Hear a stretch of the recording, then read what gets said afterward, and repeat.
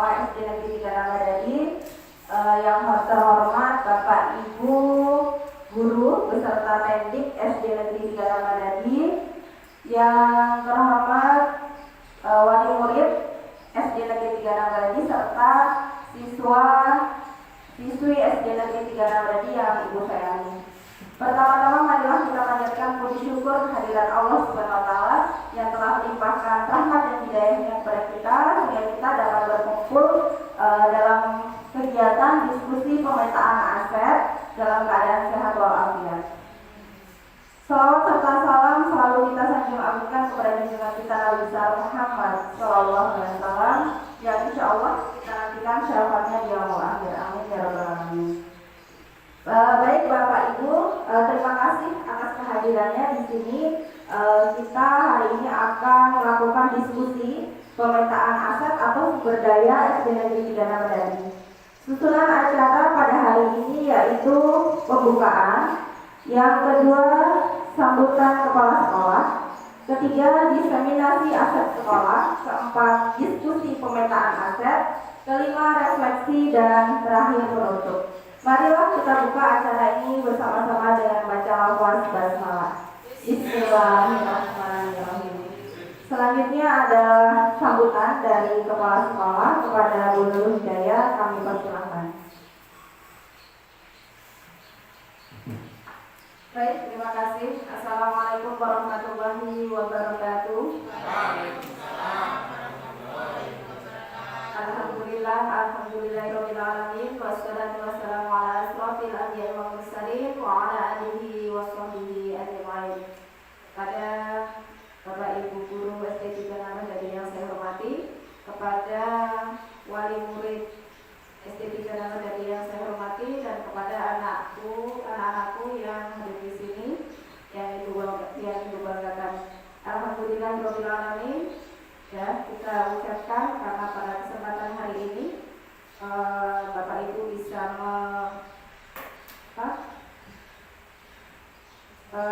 menyempatkan waktu untuk kita berdiskusi tentang aset. Salawat beserta salam semoga tetap tercurahkan ke hati Nabi besar Muhammad sallallahu alaihi wasallam. Amin ya rabbal alamin. Bapak Ibu yang hormati, di sini kita akan berdiskusi yaitu pemetaan tentang aset sekolah, ya. Nanti akan dipandu Kiki juga. Ini adalah untuk tugas dari Bu Kiki sendiri. Nah, nanti bagaimana skemanya kita ikuti bersama-sama. Jadi kepada wali murid dan kepada murid, terima kasih sudah meluangkan waktunya, dan juga kepada Bapak Ibu guru juga. Mari nanti kita sama-sama membantu terlaksananya kegiatan ini dengan lancar, ya. Mudah-mudahan nanti yang ditanyakan nanti ada dan bisa gitu ya. Baik, itu saja sambutan dari saya. Saya akhiri. Bila taufiq wal hidayah. Wassalamualaikum warahmatullahi wabarakatuh. Terima kasih Bu Nurul Hidayah atas sambutannya. Baik Bapak Ibu, kita langsung ke acara inti, yaitu diseminasi aset sekolah. Kemudian nanti kita lanjutkan diskusi pemetaan aset yang akan saya pandu. Baik Bapak Ibu, di sini merupakan tugas aksi nyata saya di modul 3.3 berkaitan dengan pemetaan atau pengelolaan sumber daya sekolah. Jadi seperti kita ketahui ya Bapak Ibu, kita di sekolah pasti memiliki aset, ya, atau sumber daya yang kita manfaatkan untuk pendidikan yang ada di sekolah kita masing-masing. Nah, di sini kita akan memetakan aset-aset itu sehingga nantinya aset atau sumber daya yang ada di sekolah ini dapat kita manfaatkan dengan lebih mudah. Sebelum kita ke materi, di sini ada pertanyaan romantis. Yang pertama, seberapa besar dampak sumber daya atau fasilitas yang ada di sekolah untuk memfasilitasi proses pembelajaran murid saat ini? Jadi, menurut Bapak Ibu, seberapa besar sih pengaruhnya atau dampak dari fasilitas yang ada di sekolah untuk memfasilitasi pembelajaran murid saat ini. Mungkin ada Ibu bisa saling sharing berkaitan dengan manfaatnya. Bu Yuli. Fasilitas sekolah.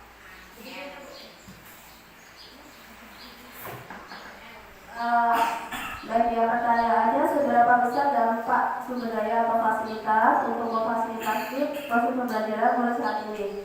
Tentu itu sangat berdampak sekali dalam pembelajaran dan apabila seluruh Bapak Ibu guru bisa menggunakan segala fasilitas yang ada di sekolah ini dengan baik, tentu sangat menunjang sekali dalam pembelajaran. Terima kasih Bu Yuli. Terima kasih Bu Yuli atas tanggapannya. Jadi memang fasilitas yang ada di sekolah ini sangat memiliki dampak yang besar bagi proses pembelajaran. Kemudian yang kedua, sejauh mana sumber daya sekolah yang kita miliki yang ada di sekolah kita ini sudah digunakan secara efektif untuk mendukung kualitas pembelajaran. Mungkin Bapak Ibu bisa sharing karena Bapak Ibu guru kan sebagai pengajar yang mendidik dan yang menggunakan aset. Nah, sejauh mana Bapak Ibu guru sudah menggunakan aset tersebut untuk pembelajaran? Silakan, Pak Aris, sebagai guru olahraga. Mungkin banyak fasilitas yang sudah dimanfaatkan. Ya, Assalamualaikum warahmatullahi wabarakatuh. Ini tentang sejauh mana yang kita menggunakan sumber daya secara efektif ya Bu. Fasilitas sekolah ya. Ini saya sebagai guru PJOK yang olahraga ya efektif lah menurut saya cara untuk memakai sumber dayanya, seperti kita pakai matras, terus ada juga net. Ya itu semua sangat membantu lah Bu buat kita dalam pembelajaran. Terima kasih Pak Aris, sebagai guru PJOK sudah banyak memanfaatkan ya Pak fasilitas yang ada di sekolah.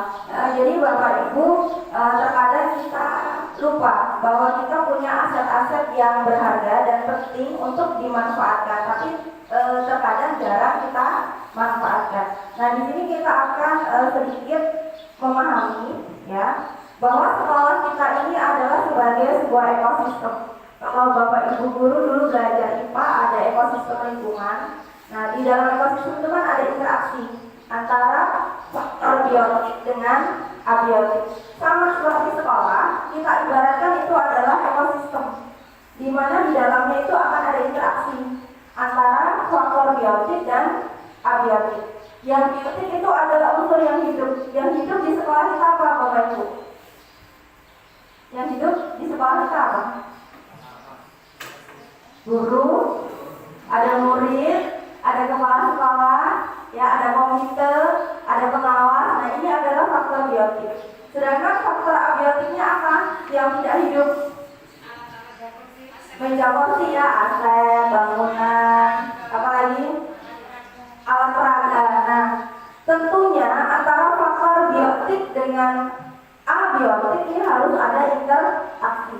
Kita sebagai guru nggak mungkin hanya mengajar, hanya ceramah saja. Pasti kita memanfaatkan sarana dan prasarana dari faktor abiotik. Jadi antara faktor biotik dan abiotik ini pasti ada saling ketergantungan atau interaksi. Nah inilah yang disebut sebagai ekosistem. Nah dia biotiknya adalah murid, kepala sekolah, staf, pengawas, orang tua, masyarakat, dinas dan pemerintah daerah. Sementara faktor abiotiknya ada keuangan, saraf dan lingkungan alam. Jadi antara kedua faktor ini harus ada saling interaksi. Bagaimana kalau tidak ada interaksi? Maka tidak akan terjadi keseimbangan di dalam ekosistem tersebut. Artinya sekolah tidak akan berjalan dengan baik. Gitu. Jadi antara dua faktor ini harus ada kaitannya. Selanjutnya, Bapak Ibu di sini adalah cara berpikir atau pola pikir berbasis kekurangan dan berbasis aset. Biasanya kita kalau menghadapi sebuah masalah di sekolah, kita lebih cenderung menggunakan pola pikir yang mana, Bapak Ibu? Basis mana? Kekurangan atau aset? Lebih ke kekurangan. Basis kekurangan kita cuma fokus pada sebuah masalah. Ketika kita tidak bisa mengatasi masalah itu, maka sebuah program pasti tidak akan kita jalankan. Pasti kita akan cancel, ya kan? Karena kita menganggap bahwa kita tidak mampu, kita tidak memiliki. Nah, jadi sehingga aset-aset yang ada di sekolah itu tidak termanfaatkan karena kita hanya memikirkan fokus pada kekurangan. Sementara sebenarnya kita punya aset yang bisa dimanfaatkan, bisa kita olah. Nah, jadi di sini ada dua pola pikir, di mana biasanya kita berpikir berbasis kekurangan. Contohnya saja kita misalnya mau program perpisahan, kita pikirnya apa Bu? Biayanya, peralatannya kita tidak punya. Akhirnya apa? Sudah tidak perlu kita laksanakan. Padahal kita bisa menggunakan cara-cara yang lebih kreatif lagi dengan memanfaatkan apa yang ada di lingkungan kita. Jadi sekarang kita harus berubah pola pikirnya dari berbasis kekurangan menjadi berbasis aset. Jadi kita fokus saja pada aset-aset kekuatan yang ada di sekolah kita. Kita kadang menganggap, oh kayaknya Bapak Ibu Guru nggak mampu. Padahal sebenarnya kalau kita push, ya, kita dorong, pasti Bapak Ibu Guru mampu lebih kreatif, ya kan? Hanya saja kadang kita tidak memanfaatkan. Begitu juga dengan prasarana. Terkadang kita pikir kayaknya sarana prasarananya kurang, padahal kita belum memanfaatkan. Jadi di sini untuk memetakan aset kita mengubah pola pikir dari basis kekurangan menjadi pola pikir berbasis aset, di mana kita fokus pada kekuatan kita. Jadi kita tidak mencari-cari kekurangan yang tidak ada, tapi kita memanfaatkan apa yang ada di sekolah gitu. Nah, selanjutnya aset yang perlu kita petakan itu apa yang ada di sekolah? Itu ada 7 macam. Nah, ini adalah aset dalam komunitas sekolah. Yang pertama, modal manusia, 2 sosial, 3 politik, 4 agama dan budaya, 5 modal fisik, modal lingkungan dan finansial. Kita akan memetakan ini. Kita punya apa sih modal manusia? Kita punya apa sih di modal sosial dan sebagainya, sehingga nanti kita bisa memetakan dan bisa memanfaatkannya dengan baik. Yang pertama adalah modal manusia. Nah, kita di sini ada modal manusia ya Bapak Ibu. Nah, pertama guru deh.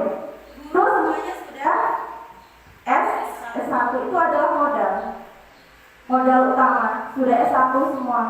Kemudian banyak yang sudah PNS P3K dan S1 semuanya sesuai dengan jurusan masing-masing. Yang guru PAI faknya memang pendidikan agama Islam, yang PJOK pun demikian. Nah, itu adalah aset sekolah. Yang guru kelas jurusannya adalah PGSD, itu merupakan aset. Kemudian murid kita, modal murid kita apa Bu? Muridnya jumlahnya banyak, itu adalah modal murid. Jadi modal manusia itu bisa guru, kepala sekolah, wali murid, pengawas maupun masyarakat. Kepala sekolah kita sudah S1, sudah bersertifikat pendidik, PNS. Nah, itu merupakan aset sekolah yang seharusnya kita manfaatkan gitu.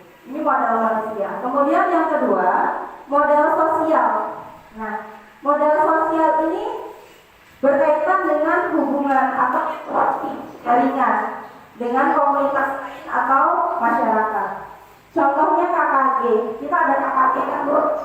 Nah, itu modal kita, modal sekolah. Ibu kepala sekolah tergabung dalam K3S, itu juga merupakan modal. Kenapa? Karena ketika ibu kepala sekolah mengikuti K3S, itu pasti banyak ilmu-ilmu relasi yang jauh lebih besar yang berguna bagi sekolah. Kemudian PGRI, kita semuanya anggota PGRI, ada perwakilan dari sekolah kita sebagai pengurus. Nah, itu juga merupakan aset. Begitu juga dengan komunitas sekolah dan paguyuban kelas. Ini masuk ke modal sosial. Kemudian selanjutnya adalah modal politik. Itu berkaitan dengan kebijakan-kebijakan dari kepala sekolah untuk bekerja sama dengan lembaga lainnya. Misalnya kerjasama dengan dinas, puskes, kepolisian, KPAI, atau PLN gitu. Jadi sehingga semua kebutuhan pembelajaran di sekolah kita bisa terpenuhi. Ini modal politik. Selanjutnya adalah modal agama dan budaya, pasti berkaitan dengan agama dan kebudayaan. Misalnya sekolah kita punya keislaman yang kental, dengan masjid, dengan ponpes, kemudian sukunya juga beragam. Nah, itu merupakan modal agama dan budaya. Selanjutnya adalah modal fisik. Kalau modal fisik berarti berkaitan dengan apa, Bapak Ibu? Bangunan, sarana. Ya, semua yang ada di sekolah itu apa? Kita harus petakan, kita punya apa, sehingga nanti bisa termanfaatkan dengan baik. Ya, modal fisiknya ada dua, bangunan dan sarana. Nanti kita bisa identifikasi apa yang kita punya. Selanjutnya adalah modal lingkungan, berkaitan dengan lingkungan alam kita. Mungkin kita punya tanah yang masih kosong untuk berkebun. Nah, itu perlu kita identifikasi. Kita mau manfaatkan untuk apa? Jadi jangan sampai terbengkalai. Atau kita punya kolam atau empang dan sebagainya. Itu merupakan modal alam. Atau kita punya sayur-sayuran.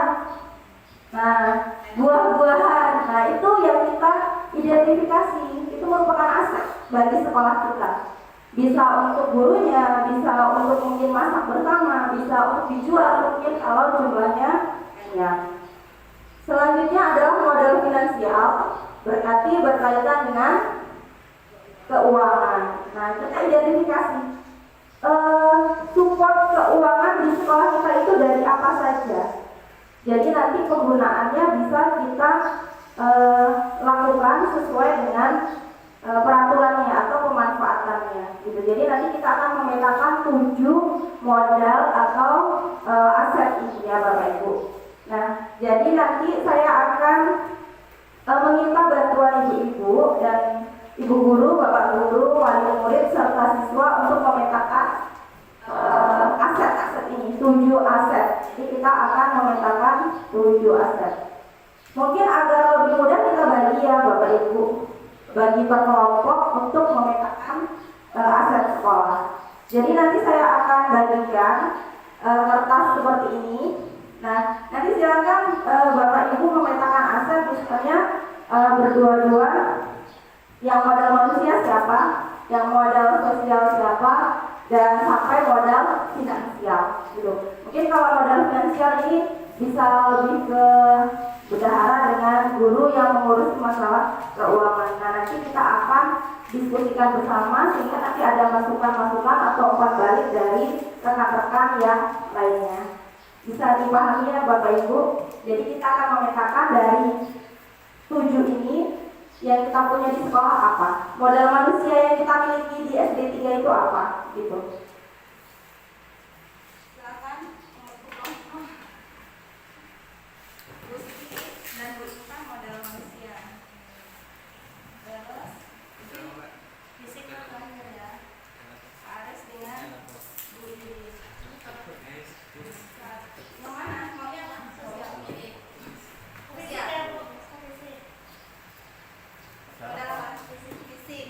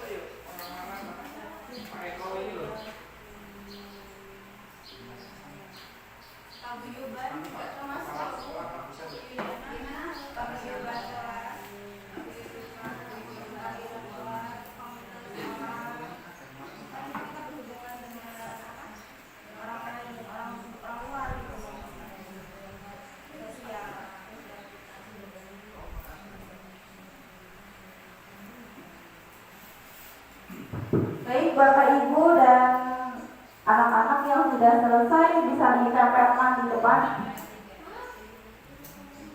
Ada ya, tempel. Monggo. Najwa sudah tempel. Tempel.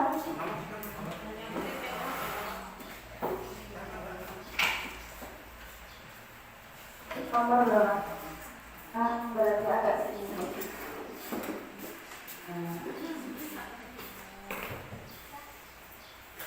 Oh ya Pak, itu Hah? Apa itu? Adalah agama. Nomor 4. Nah, itulah 4, 5, 6, 7.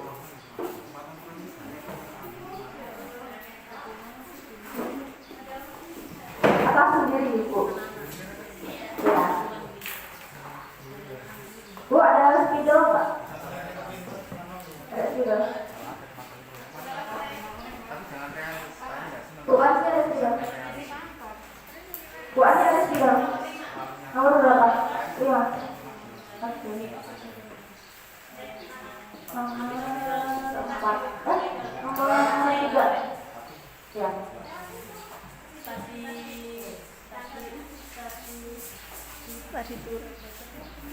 Yang belum keuangan terkaitnya kita sekali ini supportnya. Tuh keuangan ini banyak sekali ini asetnya, jadi sampai bingung. Modal sosial nomor 2 Bu.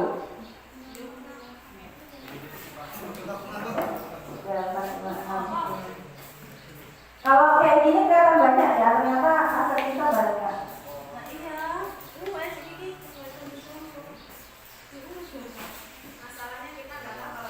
Kalau itu aspek menganggapnya hanya barang biasa yang Bu, jadi tidak ternyata Pak Aris harus diaman-aman itu harus dimanfaatkan.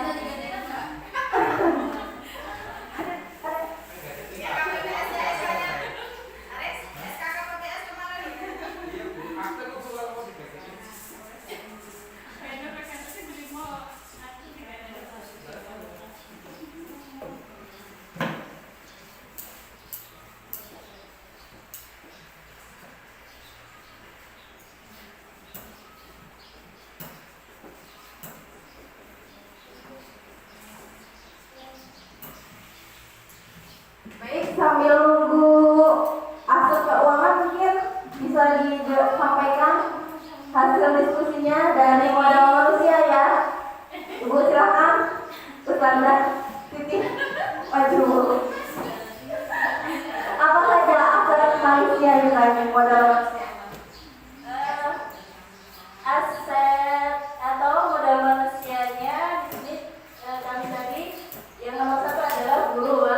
Guru-guru kita sudah lihat semua, mulai dari guru BCOD-nya sesuai dengan jasa, guru PAI dan guru kelasnya. Alhamdulillah sudah ada yang bersaing juga Bu. Kemudian murid, alhamdulillah murid kita jumlahnya banyak. Kemudian ada lagi kepala sekolah, alhamdulillah kepala sekolahnya PNS sudah bersertif. Ya, itu aset besar sekali Bu. Ya. Kemudian pengawasnya sudah S2, kemudian juga aktif sebagai narasumber. Kemudian komputernya itu beragam warna heterogen. Terima kasih Bu Siti. Jadi modal manusianya banyak Bu. Jadi sebenarnya bisa kita manfaatkan lebih luas lagi ya. Pengawas kita juga S2 dan kita juga ada komite yang aktif di sekolah. Kemudian yang kedua modal sosial, silakan Bu Yuli. Bisa nggak modal sosial yang kita miliki? Di sini Bu. Aduh. Bu Bedara. Masya Allah Bu. Duit kita banyak Bu.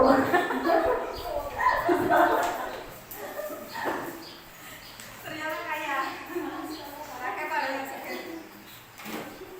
Baik ya, di sini modal sosial.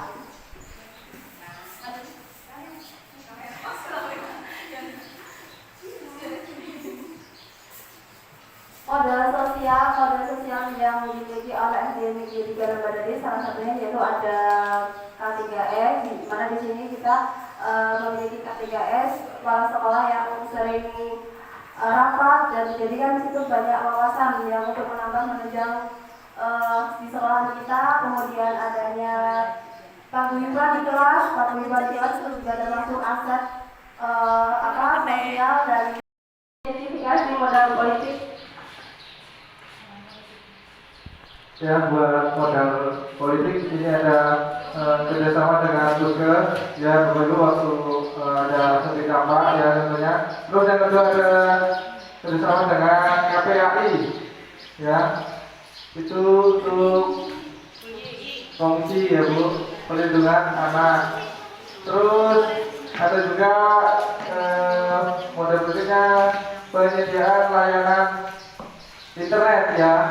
Ya Bu, kita kan kemarin belum pasang WiFi ya Bu, bisa digunakan untuk di sekolah. Terus yang keempat adalah PLN untuk jaringan listriknya. Terus yang kelima ada yang PDAM. Bu, itu aja menurut saya. Terima kasih Pak Aris. Ternyata kita punya PDAM juga, luar biasa. Selanjutnya adalah modal agama. Silakan Pak Aris sebagai wali murid. Terima kasih.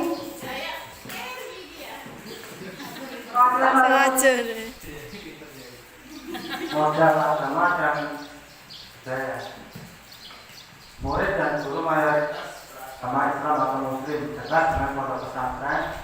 Terus banyak tokoh masyarakat atau tokoh agama atau wali murid yang mempunyai background dari pondok pesantren. Terima kasih Pak. Jadi kalau dilihat sekolah kita ini sebenarnya keislamannya kental ya Bapak Ibu, dan itu kita ada di lingkungan yang agamis.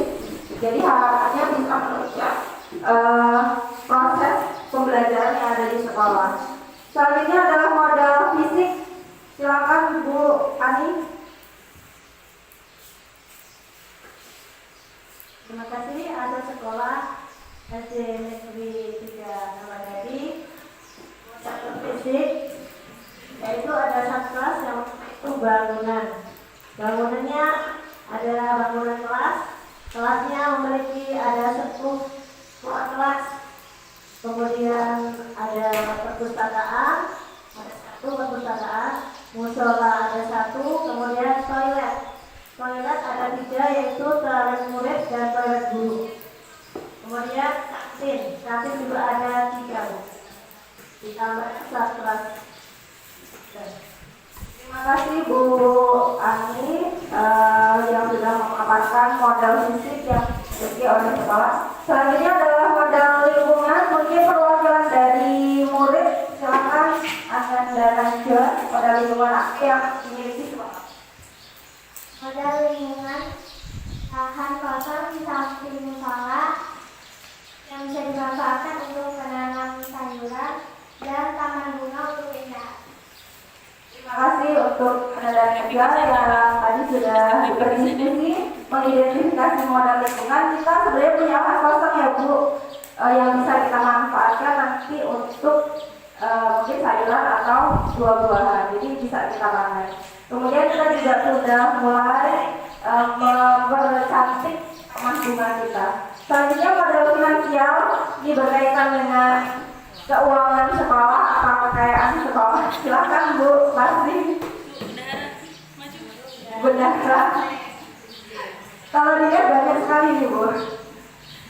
Benar sekolahnya kaya. Terkejut betul. Baiklah, terima kasih. Untuk modal finansial ini berkaitan dengan keuangan, yaitu di sekolah kita itu ada dana bos ya, yang terdiri yang asalnya dari pemerintah, terus itu digunakan untuk operasional sekolah ya, seperti pembuatan soal waktu ulang semester seperti sekarang ini ya Bapak Ibu. Terus yang kedua yaitu tabungan siswa, itu bisa digunakan untuk fitur siswa ya. Terus yang ketiga ada infak, infak dari siswa yang digunakan untuk dana sosial, di antaranya untuk menjenguk warga sekolah yang sedang sakit. Yang berikutnya yaitu dari salar atau kantin sekolah, itu untuk menunjang kegiatan sekolah. Terima kasih Bu Parsia atas pemaparannya berkaitan dengan modal finansial. Jadi Bapak Ibu, ternyata kita kaya-kaya loh. Banyak sekali pemasukan dana, tidak hanya dari bos ternyata Bu, ada dari tabungan, infak, dan salar. Salar berapa Bu? Berapa juta? Tidak terhitung. Baik Bapak Ibu, terima kasih kita sudah memetakan aset. Jadi ini adalah aset-aset sekolah yang kita miliki sebenarnya. Jadi sebenarnya yang ada di sekolah ini semuanya aset. Jadi tinggal bagaimana kita bersama-sama untuk mengorganisir dan memanfaatkannya dengan baik untuk keperluan pembelajaran. Jadi jangan sampai aset-aset yang sudah kita identifikasi ini tidak kita gunakan, gitu. Jadi tidak kita kelola, tidak kita manfaatkan.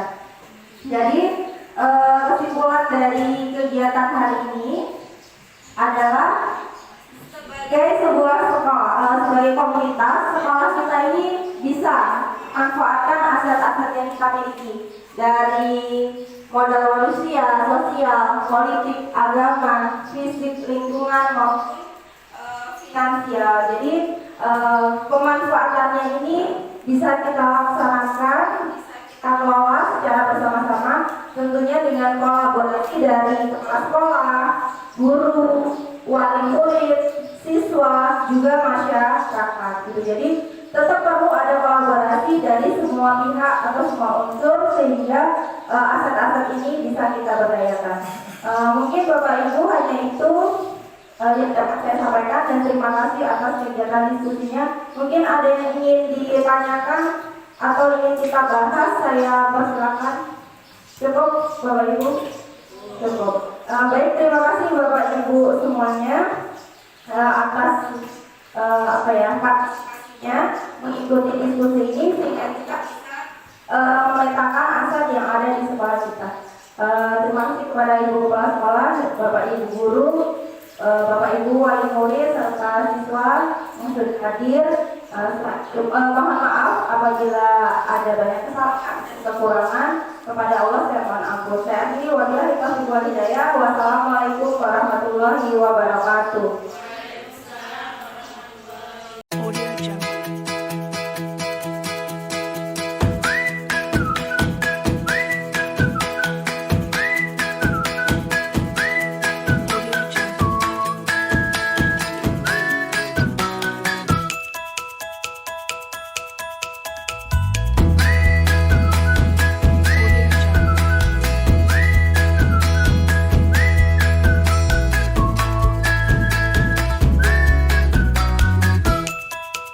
Audio Jungle.